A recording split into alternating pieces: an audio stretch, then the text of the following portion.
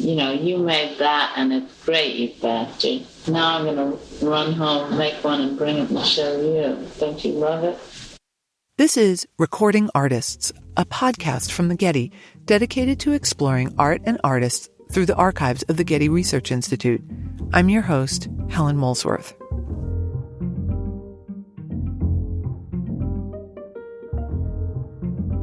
In this season, we focus on audio interviews with 6 women artists whose lives span the 20th century. These recordings were made by the New York-based art critic Cindy Nemser and art historian Barbara Rose. Most of these interviews come from the 1960s and 70s, in the midst of the civil rights movement and the feminist revolution. Hearing these artists, in their own words, talk about their work and about their experiences as women making art is a revelation. This episode focuses on Helen Frankenthaler. Barbara Rose's recordings with her were made in July 1968, Cindy Nemser's in September 1971. Helen Frankenthaler was in her early 40s. I've invited LA-based artist Rodney McMillian and Stanford University art historian Alexander Nemerov to speak with me about these interviews. I chose Rodney because he pours paint, which is a technique developed by Frankenthaler. And Alex Nemerov is currently writing a book on Frankenthaler's early career. Helen Frankenthaler was a major artist in the second generation of abstract expressionist painters. Born in 1928 in New York City, she passed away in 2011 at the age of 83.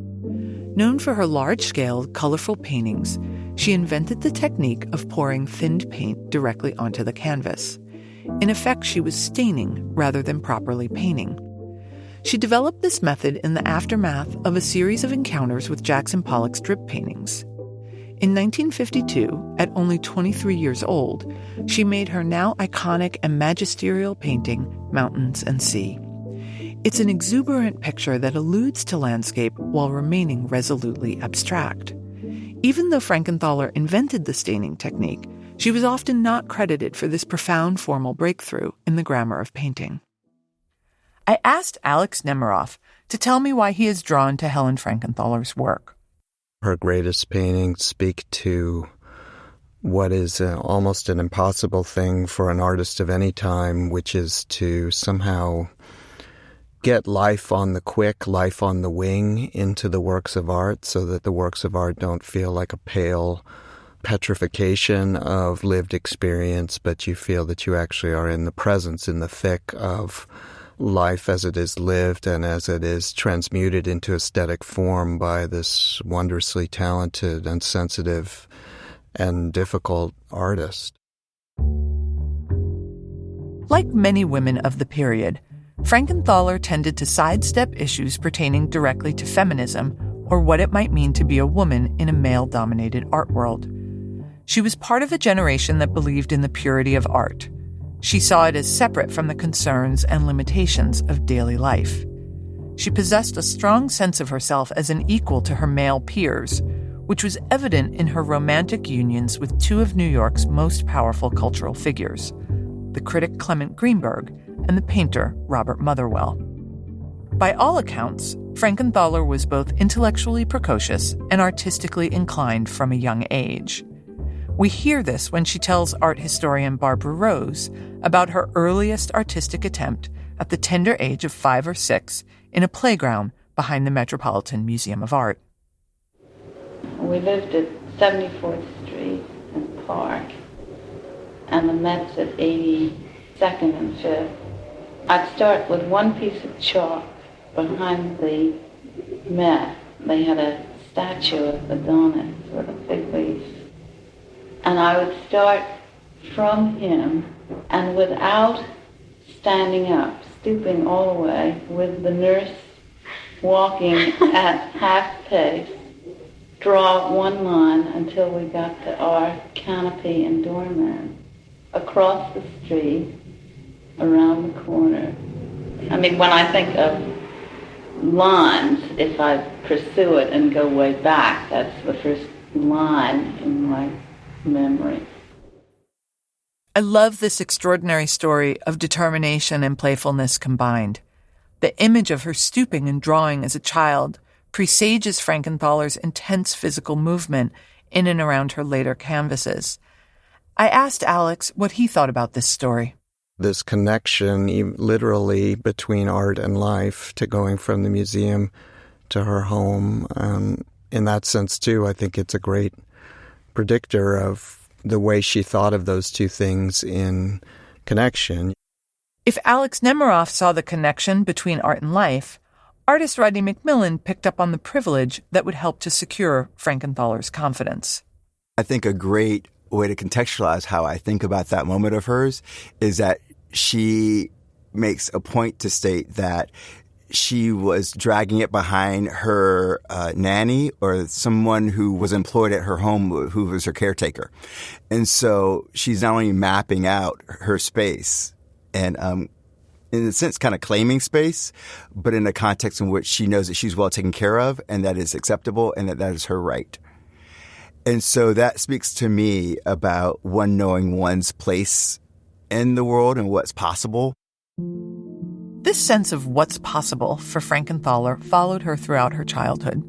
She was born into an affluent, white, Jewish Upper East Side home. Her mother was an intelligent and beautiful woman who had worked until she married and then turned her attentions to running a socially ambitious household in support of her husband and 3 daughters. Frankenthaler's father was a prominent judge with a strong work ethic and an abiding belief in Helen, his youngest daughter. He once apparently said to her mother, "Watch that girl. She's special." Frankenthaler attended the Dalton School, an elite Manhattan prep school. There, as a 15-year-old, she was lucky enough to have the Mexican artist Rufino Tamayo as an art instructor. Even in her assessment of Tamayo as a teacher, you can begin to glean Frankenthaler's formidable intelligence and confidence. Here she is again with Barbara Rose. When I was at my best, I used his medium, literally. I mean, a third and a third and a third. Mm-hmm. A third turpentine, a third linseed oil, a third varnish. Used his color palette, Mexican blues and reds, black, cadmium, oranges and reds. And he was encouraging, but I didn't need much encouragement. He was no star teacher, but very good for me at that moment. After Dalton, she was accepted to Bennington, a small, prestigious liberal arts college in Vermont, known for its dedication to literature and art and its decidedly bohemian milieu. Her teachers included prominent artists and intellectuals, among them Paul Feely, whose large canvases of beautifully colored abstract shapes had a direct impact on Frankenthaler's later work. Even as a student, she had a remarkable sense of herself as already participating in art and the life of the mind. One of the delights in studying with Paul was that he gave so much and inspired so much and also learned from his students. If he pushed an idea about a picture, you weren't aware of what he wanted you to think or say or how the seminar should be developed. And sometimes he didn't know himself, but then, say, Sonia or I would say something about a Mondrian, and he would do a complete double take in the middle of it. I mean, he would turn and go like this, and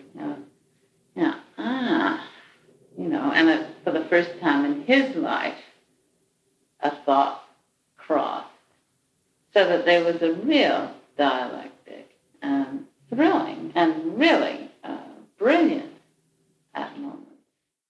This sense of herself as an equal to her teachers propelled her and a friend to organize an art exhibition of their Bennington peers. With characteristic gumption, Frankenthaler decided to throw an opening party and invited the most important members of the New York cultural world. This included the prominent critic of the day, Clement Greenberg. Greenberg, or Clem as he was called, was 20 years Frankenthaler's senior and would ultimately play an enormous role in her life. She later told Barbara Rose, I called Clem and I explained, and he said, "Oh, I love Bennington. I love Bennington girls. But I'll only come if there are drinks." I said, well, it just so happens that we have enough money to have a lot of liquor, and we're not only going to have drinks, but we're having both martinis and Manhattans. I was 20 then. He said, well, then I'll come. Anyway, the entire art and literary world of the New York avant-garde showed up for this Bennington show. I mean, you never get a crowd like that together anymore. Everyone got plasters, and Clem walked around the show with me, and anyway, we were extremely interested in each other, and that was that. And we had a long phone call in which it was very clear that we shared a certain humor and interest, and we made a date for drinks, and that was the beginning of a 5-year relationship. Her romantic relationship with Greenberg meant invitations to dinners, art openings, and smoky bars, where Frankenthaler had a front-row seat to the robust and burgeoning avant-garde art scene of the late 1940s and early 50s. This nearly unparalleled access would not have been possible had she merely been a young, ambitious woman or painter on her own. One thing we hear in her interview with Barbara Rose is her remarkable independence when it came to being a younger artist attached to a much more powerful, older man. Did he look at your paintings and criticize them? Mm-hmm. What kind of things did he say? Did he affect you? No, it was much more sort of go to it, very often to his astonishment. I mean, I was knocking out paintings that were pretty terrific. And you think he was surprised? No, it went hand in hand. It was very beautiful. I was off on my own. I'd had my own history. I was developing. But I was also developing suddenly in the context of the New York avant-garde of 1951. Once again, we hear Frankenthaler's cheeky confidence, emphatically stating that she was knocking out pretty terrific paintings.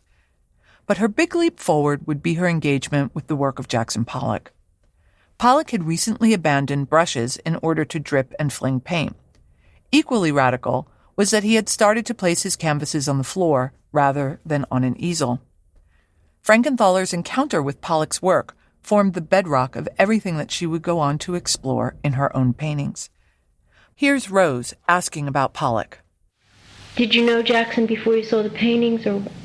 I had not met him until I saw his show, and we went up to Betty Parsons, and I was very nervous because I knew what it meant to Clem. He wasn't nervous about it, but I had no opinion, and I had no experience, and I had an interest, and I was on guard.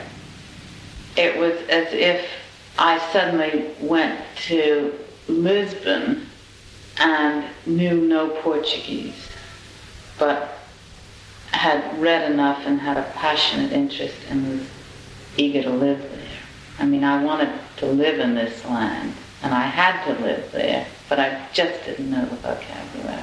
I mean, I was learning the words. And Clem, as we got off the elevator, he said, now you're on your own. Just look around at the show and tell me what you think of it. And I was suddenly blinded, as if you put me in the center ring of Madison Square Garden, and there were those pictures, like number 1, number 14, the one that's at the Metropolitan now.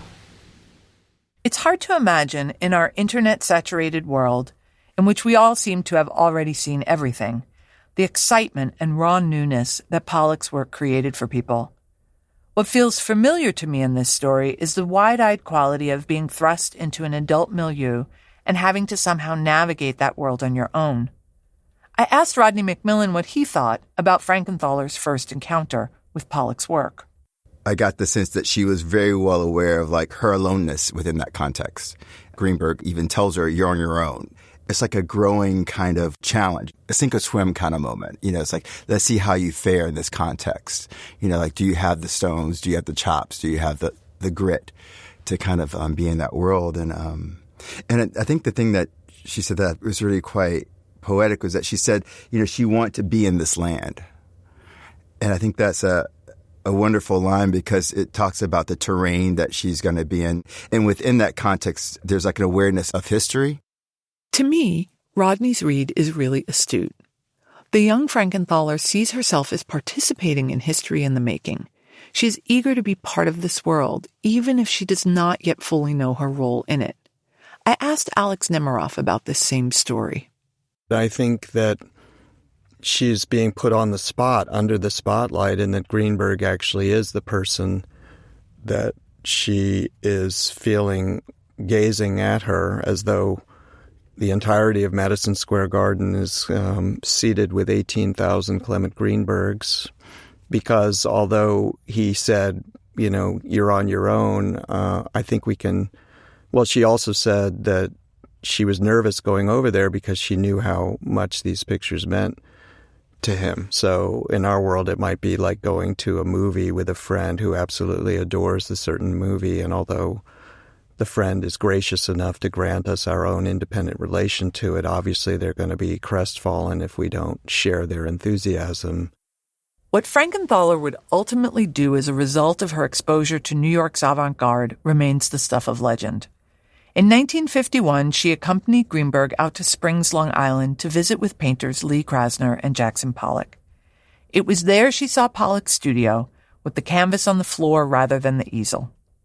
Barbara Rose was clearly very interested in getting to the bottom of this encounter. What was it so much about the paintings that hit you? Do you remember? I think the thing that hit me most of all was that while I knew it was a fact, it became a physical necessity to get pictures off the easel, and therefore, for me, not even on a wall, the reach or fluidity of working from above down into a field really registered when I saw his studio and he unrolled his paintings on the floor that he had painted them on. Now, I was never drawn to the idea of a stick dipped in a huge can. One thing I have never liked is a drip, and I think that's one reason I took pictures off the wall, because if something's upright and liquid, it drips. Why didn't you like the drip? Do you know? It's a kind of boring accident to me, a drip. There are many accidents that are very rich that you use, but if you exploit a drip, it's very boring and familiar to begin with. Drips are drips. Frankenthaler has said a lot about this experience of seeing Pollock rolling his canvases out on the floor, but this is my favorite of her responses. What do you feel that you got out of this encounter? I guess the encounter really is with the work. I think a certain attitude that was probably in me already, but I hadn't used it yet, and that was sort of let her rip, go free. You have the wherewithal. Just go. Run with it. Try it. Fool around. What's extraordinary to me here is that she never mentions what the Pollock paintings actually look like. Already a working artist, she moves right past his finished imagery and delves into his process. She states emphatically that she doesn't like the drip, by which I take her to mean that she's not interested in chance or the lack of painterly control implied by a drip. Rather, what's at stake for her is an opening of possibility about what could be done in and around a canvas, that she could fool around and let her rip. Alex Nemerov. I think what Pollock did for her is he showed her what was already inside herself, but she needed the sanction or simply the sight of in the work of another in order to realize, which was, for lack of a better phrase, a kind of ecstatic, grave freedom that was unconstrained by the expectations and the various other end games of the art world. I love Alex's sense of her having a kind of ecstasy or freedom. I think that's something we can see in the way her paint blooms, the way those lovely soft edges of her shapes abut one another. And when Alex says grave freedom, I think about how Frankenthaler lets clumps or smears of paint sit on top of the canvas, as if they are free to just be paint, as if that is enough. It's all that's expected of them. One of the things Frankenthaler said about painting and pouring on the floor, rather than painting at an easel, was that it meant she could use her whole body, not just work from her wrist. I asked Rodney McMillian, an artist who also pours paint, if he could tell us something about what that means or how that feels. I'd say when I'm painting with my wrist, it's a neck-up operation. And when I'm painting with my body, it's from the top of my head to below my feet. So it's the whole of me in a certain way. So it's not just whatever intellect that I bring to the work. It's also body memory. It's also the realities of the day. Like, did I sleep well and eat well, and is my body tired that day? It's the physicality, it's age, it's youth. It's like a memory of how my body has worked before and how it's working now. It's an understanding of what certain gestures that I may do on the canvas, what kind of associative aspects there are. When Rodney mentions the associative aspects of Frankenthaler's work, I immediately think about her painting's relationship to landscape. When she was still involved with Greenberg, she studied with Hans Hofmann in Provincetown, a small fishing village and artist colony at the tip of Cape Cod. Surrounded by water, Provincetown is renowned for its exquisite northern light. Several years after her studies with Hofmann, Frankenthaler and her husband Robert Motherwell began spending summers in Provincetown. I, for one, can't help but see her extraordinary play with blues and pinks and the atmospheric blossoming of her liquid pours of paint on unprimed canvas as being highly evocative of her watery summer landscape. Despite my romantic leanings in this regard, Frankenthaler erected barriers to this kind of thinking. She almost audibly bristles when critic Cindy Nemser asks her about her work's relationship to nature. It depends on what you mean by nature. If you mean, is there well, what do you mean by nature? Well, a reference to the outside world.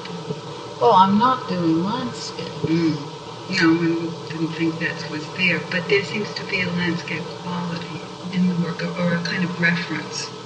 I think there is, but not a conscious effort. I'm not involved in nature per se. I'm involved in making pictures. Right. And I think what you call nature is an aspect of something, but often a handle that is held onto by people who want a clue as to how to read abstract art. And that's their problem, whether nature's in it or not.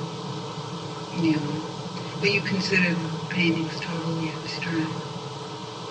I call them abstract paintings. Alex, I love that last line. I call them abstract paintings. I mean, I feel like Nemser's trying to get something out of her. And Frankenthaler won't budge. I'm sure that you're not imagining the taciturn nature of her response. The phrase, "suffer no fools," comes to mind, not any criticism of Nemser, but just Helen feeling perhaps that this person is less of an insider, like an approved insider to her work, which Barbara Rose would have been. Barbara Rose wrote that big book on Helen, and I think Helen could be very arch and even insulting to people who, quote-unquote, didn't get her work. And yet, for me, the logic of landscape persists. This feeling, to use Alex's phrase, of catching life on the quick, this fleeting quality of impressions, to which I would add the clarity of her use of color and the way she seems to capture light and atmosphere. Alex again.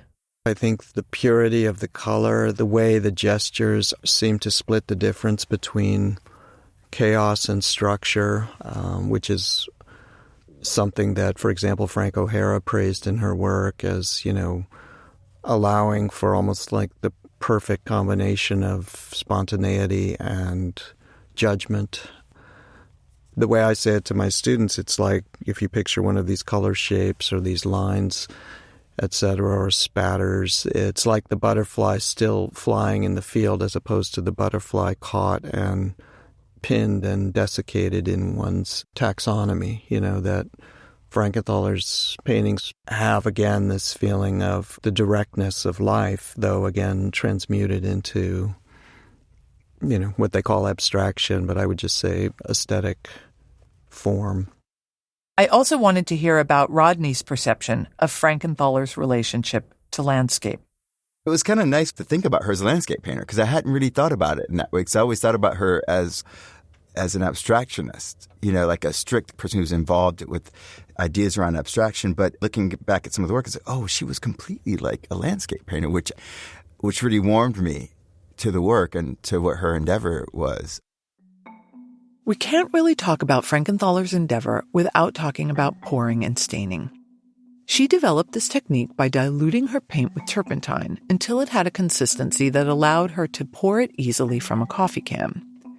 With the use of brushes and tools, the thinned paint could now seep into the tooth of the unprimed canvas. This enabled her to stain rather than paint in a traditional way. These gestures of thinning, pouring, and staining, combined with her remarkable use of color, were to become the hallmarks of a Frankenthaler painting. These methods were quickly taken up by Morris Louis and Kenneth Noland, both of whom gained great notoriety for their stained canvases, so much so that sometimes they were credited with the invention of staining itself. Here's Frankenthaler telling Barbara Rose about her first meeting with Louis and Noland, both of whom were friendly with Clement Greenberg. Ken had known Clement Black Mountain and brought Morris to meet Clem. And Clem told them about me, introduced us, and they saw the mountain from the picture. They really admired it, admired me, wondered at it, and were going to lick it. Join it and lick it, both. And I liked that. In those days, with many people, I think because money and power was out in a certain sense, that there were real youthful joys of competitive exchange. You made that and it's great, you bastard. Now I'm going to run home, make one, and bring it and show you. Don't you love it? What's so compelling to me about this story is her sense of mutual camaraderie and rivalry. Frankenthaler says Louis and Nolan want to join it and lick it both. Alex Nemerov. I can believe that she is just enjoying the competition, and as we know, she is not really activated by a sense of being wronged as a woman and doesn't mind having taken this particular and to some extent exalted role in the mythology of abstract expressionism. The other thing I hear her saying is that some of the highest praise artists can bestow on each other is a kind of theft. She knows that you can see a breakthrough in another artist's work, just as she did with Pollock, and that it can propel you back into your studio in an attempt to take that new move and make it your own. Rodney McMillian. The comment about lack of bitterness with Morris Louis, I was struck by that too. And I was like, well, maybe it's because he acknowledges that he got it from her. And maybe it's no different than her acknowledging what she got from Pollock. And maybe it's no different than what Pollock, got from the European modernists that he was engaged with. So in that regard, she's kind of just acknowledging the lineages that are happening. And so perhaps had he not said, I got this from Helen, there may have been a problem. But he said it. And then it's written down. And it's in the books. We've heard this all the way through, that part of her confidence stems from her knowledge that she was participating in something that would become historical. And that, as Alex said, she does not feel wronged in any way. To not feel wronged is a very confident position, and it appears that Frankenthaler has been bolstered by the envy and admiration her painting has inspired in her peers. Rodney McMillian reminds us that this confidence also comes as much from her social status and upbringing as it does from her fellow artists. In listening to the tape, what I was struck by was kind of the nuts and bolts of what we hear all the time about, like, what we're offered, what is expected, and what opportunities exist.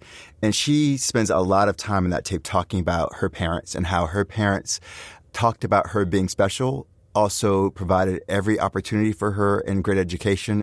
There were people who looked out for her, who gave her the benefit of the doubt in terms of her academics, and provided all the possible opportunities that she could possibly ever have. So it's not mysterious why she has this sense of entitlement, and I don't mean entitlement in a pejorative way in this sense, but more like this sense of possibility. It's because she's been told and taught that, and everything has been mapped out for that to be true for her. And that's not the case for the 99% rest of us or many others. And I think what is wonderful about her being so candid about that is that it goes to show that if those possibilities are there for an individual, then they can happen. I think it's very compelling to see her, as Rodney does, as someone who is tacitly aware of how much has been made possible for her by others. To see her not feeling maligned or wronged by history, but rather to see her as she sees herself, as someone who helped make history. For surely, Frankenthaler opened a profound space of possibility for other artists through her novel deployment of paint, a gesture used by innumerable artists in her wake, from Linda Benglis to Rodney McMillian. But Frankenthaler didn't just develop a way of painting used by others. She also produced tender and sensitive canvases that introduced different kinds of bodiliness and a new kind of temporality into the muscular realm of abstract expressionism. So much of what we've heard in these tapes, her confidence, her interest in abstraction, in gesture, in using her body, in situating herself in time and space, comes together in the paintings themselves. Alex Nemerov. Helen said that she wanted to get the feeling of an explosion held on the surface of the canvas. So if you imagine, for example, being a photographer and being at the scene of an explosion, and you happen to take the photograph at the moment when the debris is flying towards you. If you try to transpose that over into the realm of painting, I think she had a notion when she was painting of things rising, exploding up to the surface from some imaginary depth below the canvas, and then she would portray them on that surface in such a way that all the depth out of which they came would be held, the explosion, the energy, the life would be held there, suspended, palpitating. I tell my students it's like, imagine a fish coming up from the depths of the water right up to the surface, and how magical that is, where you see the silver scales and the mouth and so on, and you know that this thing which appears momentarily on the surface is the denizen of some deep that one will never know. And I think something like that is the essence of the personal revelation, the quest for some metaphysical presence that Helen's work is about. One of feminism's rallying cries has long been, the personal is political. When Alex sees the essence of personal revelation in Frankenthaler's work, I wonder if that is one of the reasons we continue to understand her as a keystone for thinking about what it means to be an artist and a woman artist. She painted during the period when being a woman artist became a category to contend with, but she remained deeply ambivalent to the point of denial about the need to attach the word woman to the word artist. She tackled the question of gender and art head-on in a letter written in response to critic Cindy Nemser's 1970 questionnaire about the role of women artists in the art world. Given Frankenthaler's fierce independence, it seems only fair to let her have the last word. This is her letter. January 26, 1970. Dear Cindy Nemser, thank you for your letter about the article you are writing for Art in America about women in art. In answer to your many questions on this subject, I can only answer in general that it is not a topic I dwell on, because it has never been a troublesome issue for me in relation to my aesthetic.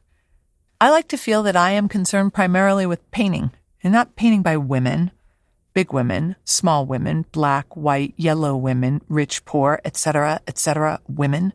But how does the picture look on the wall along with other pictures by other painters? I think on, quote, reforms in regards to women artists' rights, that the reforms have to be made by the women themselves. That is, they should just go about being the people and melange of identities that they are, and proceed from there to make paintings, and the question of sex will take care of itself. I don't feel women should be either neglected or praised in relation to the fact that they are females making art. I do not wish any of the above in any part to be quoted in or out of context unless you send me a copy of what you wish to use and the context in which it will appear. Good luck on your piece. Sincerely yours, Helen Frankenthaler.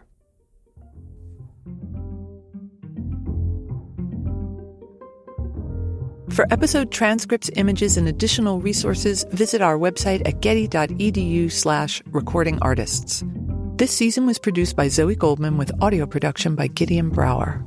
Our theme music comes from Bryn Bliska. Mixing and additional music and sound design by Mike Dodge Weisskopf. Special thanks to the Helen Frankenthaler Foundation.